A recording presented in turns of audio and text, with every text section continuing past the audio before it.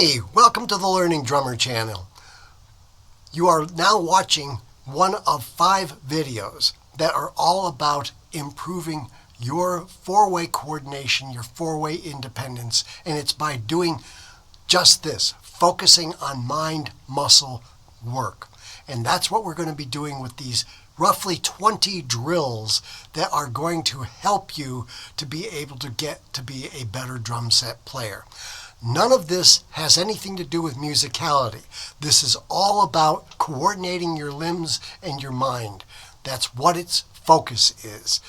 And it's important because without that, you can't play in, as Vinnie Colaiuta puts it, you can't play in the flow of the music, which means that you're playing without thinking, but you're being able to produce the sound exactly what you want. Now, that said, let me just reiterate, this is not about musicality. This is about coordinating your limbs and your mind and being able to have them work together. You will find out of these 20 drills that some of them are going to be extremely easy for you. Do them nonetheless. Some of them are going to be extremely challenging. Those you're going to have to work on. But like I said, this is to improve your weaknesses so that you can be a better player and develop your own style and techniques. So, that said, here we go. Have fun with this material.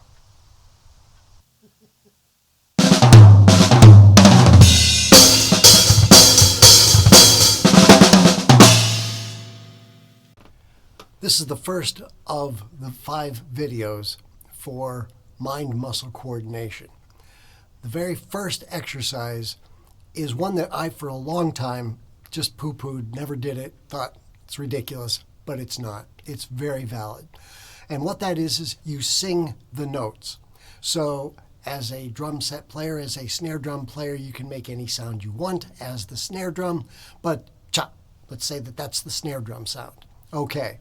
So using the first 4 measures of the sheets that you are to download, the first 4, let's say if you're going to have the hi-hat or a metronome clicking away on quarter notes, you're going to cha, cha, cha, cha, cha, cha, cha, cha, cha, cha, cha, cha, cha, cha, cha, cha, cha, cha, cha.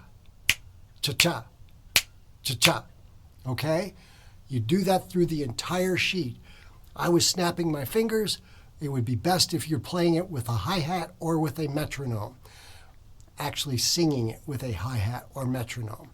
So, it may seem very simple, and I'm sure it is, but it internalizes the music notes. It internalizes where the placement of the notes is within the measure, and that is very important for you.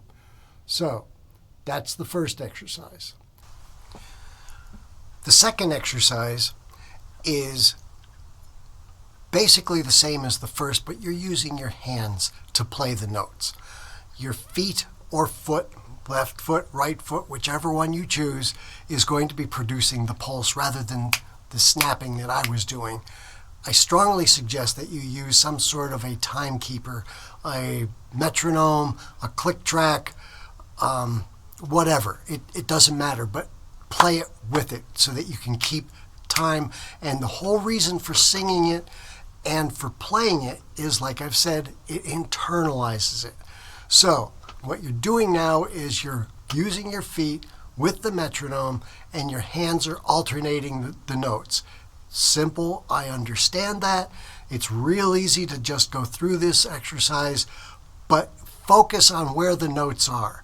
Make sure that your 16th notes are exactly where they want to be. The E and the are usually the ones that throw people off.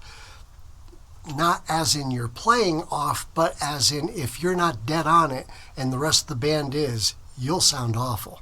So make sure that you've got all those things lined up. That's the second exercise.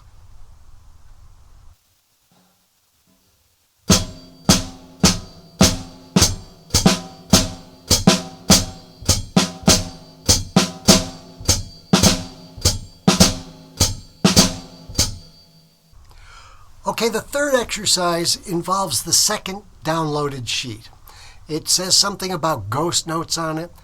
Don't think of these as ghost notes. So, what we're talking about is, as a drum set player, when you hit a quarter note, or let me put it a different way, is that a quarter note? Is it a 16th note? Is it a 32nd note? What is that? It all depends on the tempo. It all depends on what you're playing, what you're reading. Now, if it were a quarter note and it is a melodic instrument, even a mallet instrument, you will hold it for the entire quarter note duration. So if you're ba, ba, that's the way a melody instrument will play it for the full duration. Drummer, it's just pop, pop, pop. Got it? Okay, so the second sheet is showing you the same notes in the upper staff as what's in the first sheet.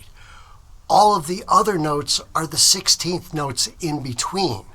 So if you're playing quarter notes, there's one E and a, two E and a. Okay? So what we're going to do is separate them by hands. One hand plays the upper notes, the other plays all the 16th note fills. Here's the example.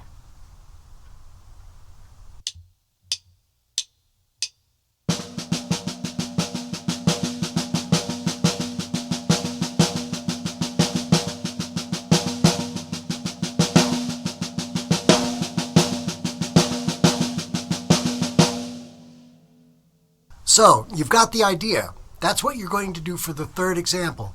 The fourth example, you reverse hands. It's that simple.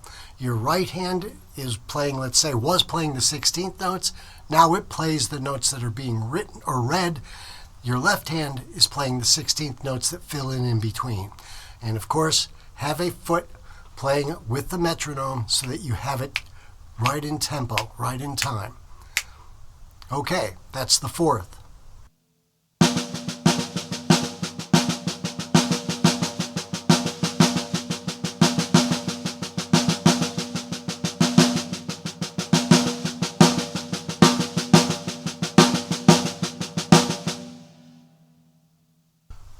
Okay, so the fifth exercise and the last of this video, or the fifth drill, let's put it that way, is you're going to use one hand playing a straight eighth note ostinato, and the other hand is reading the notes. So you forget the 16th notes, we're back to the first sheet.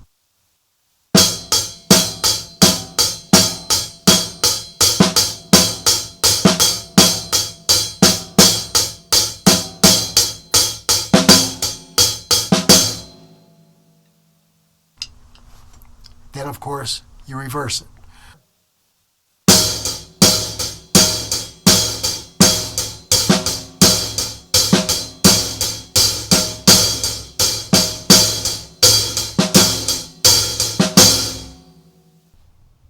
Or you can do 1 EN, 2 EN, 3 EN, 4 EN as an ostinato.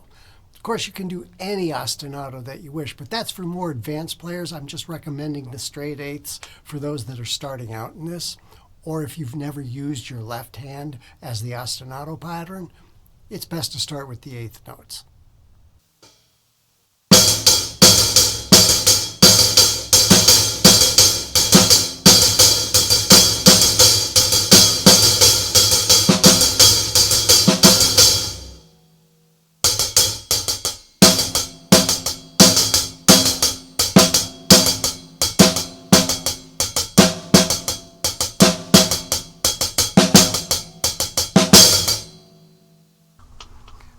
This video focused on your hands. The next one focuses on your feet. The third one starts the four-way coordination. The fourth one is really getting into four-way coordination. And the fifth one expands the boundaries of what you're doing so far.